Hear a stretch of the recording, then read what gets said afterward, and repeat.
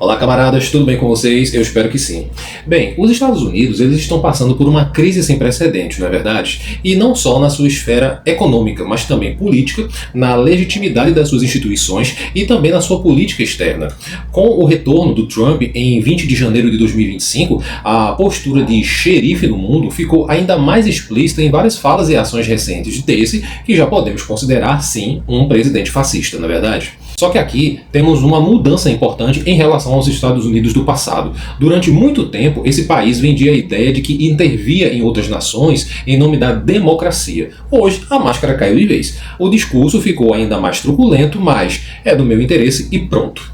Mas afinal, de onde vem essa cultura beligerante, essa mentalidade de que o mundo é uma espécie de tabuleiro de joguinhos e os Estados Unidos é uma espécie de xerife, uma espécie de árbitro armado? Primeiro, nós temos que retomar o passado, mais especificamente no século XIX, pois essa ideia de nação escolhida por Deus, ela é bem antiga e faz parte de um documento que é um mito fundador dos Estados Unidos chamado Destino Manifesto. O Destino Manifesto foi uma crença muito forte no século XIX e é a ideia de que os Estados Unidos estavam destinados a expandir seu território e seu modo de vida pelo continente. Não era só uma questão econômica, diga-se de passagem, era também um sentimento moral, quase religioso. A gente foi escolhido para fazer isso. E por que isso importa hoje? Bem, porque esse raciocínio cria uma espécie de software mental perigoso que reside nas seguintes premissas. Nós somos uma nação excepcional, se a gente cresce, domina e intervém, isso é natural. Se alguém resiste, essa pessoa é o obstáculo ao progresso.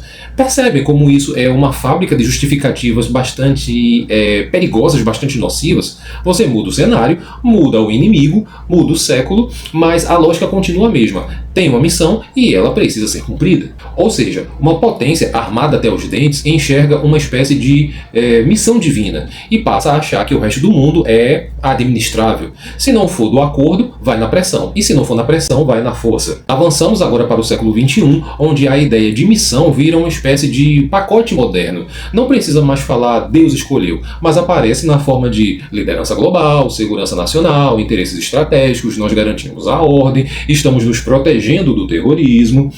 E com Trump no segundo mandato, isso volta com força no discurso de poder. Isso conversa com outro ponto essencial. A cultura da guerra não é só a guerra literal, digamos assim. É um jeito de pensar o mundo como conflito permanente, onde vencer é mais importante. E vejam, essa eterna lógica de amigo versus inimigo, acreditem, foi fomentada no século XX por um nazista. Carl Schmitt, em O Conceito de Político, diz que o político se define pela distinção amigo versus inimigo. Uma coletividade reconhece quem pertence ao nós, amigo, e quem representa o outro, inimigo. E essa diferença é pública e existencial. Não é só uma discordância moral, econômica ou pessoal, mas uma oposição que pode chegar ao limite do conflito.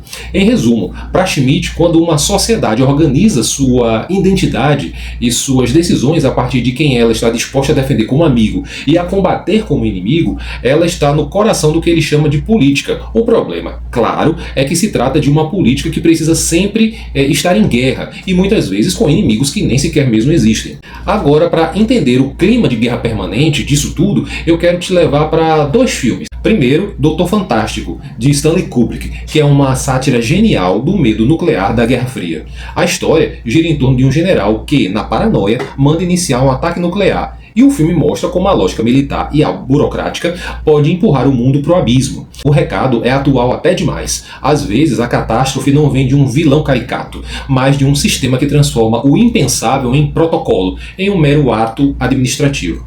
Já em Guerra Civil, do Alex Garland, o filme pega uma ideia que parece estar cada vez mais próxima da vida real. E se os Estados Unidos virassem um grande campo de batalha interno? O filme acompanha jornalistas de guerra atravessando um país em colapso, tentando chegar a Washington antes da tomada da capital. E o mais pesado é isso. O filme mostra que, quando a violência vira normalidade, as pessoas vão se adaptando.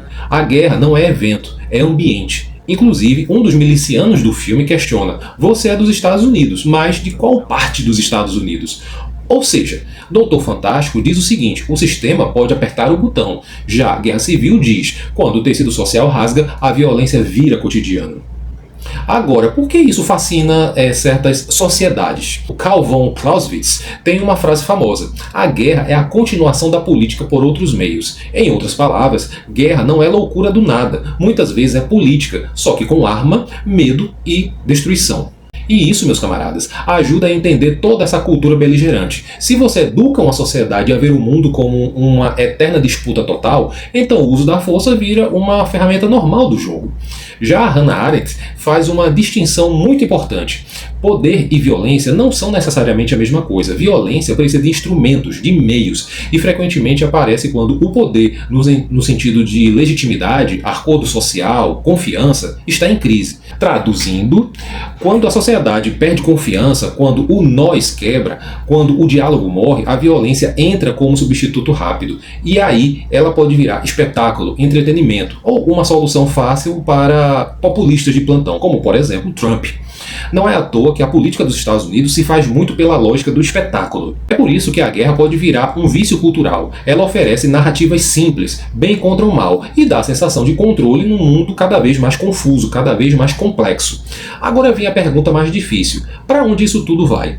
Se essa cultura beligerante continuar, alguns cenários ficam mais prováveis, digamos assim, como por exemplo uma polarização permanente como combustível político. Sempre iremos precisar de um inimigo novo.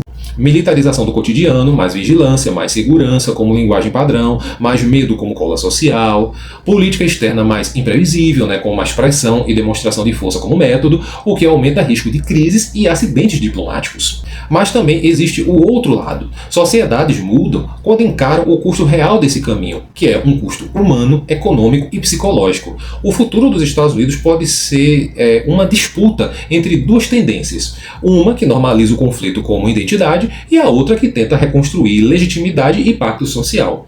Qual será que vai ganhar no final das contas? Bem, no fim, a pergunta que fica não é só por que os Estados Unidos têm uma cultura de guerra, mas também quem lucra com essa cultura e quem paga a conta. Bem, se você curtiu esse tipo de análise, comenta aqui embaixo. Qual filme ou livro te ajuda a entender os Estados Unidos de hoje? Bem, é isso, camaradas. Tamo juntos e até a próxima.